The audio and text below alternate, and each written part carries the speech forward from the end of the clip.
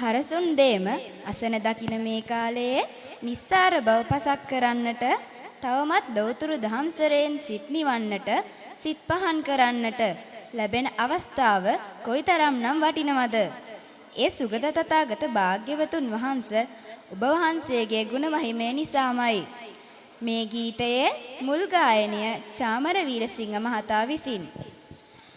මිනිසුන්ට පමණක් නොව දෙවියන්ට දුකින් මිදීම පිණිස මඟ පෙන්වූ දෙවියන්ගේ මිනිසුන්ගේ ශාස්ත්‍රවරයාණන් වහන්සේගේ ගුණ ගැයීමට මාගේ මේ ආරාධනය අප දහම් පාසලේ 7 වන ශ්‍රේණියේ සහෝදර සහෝදරියන්ටයි.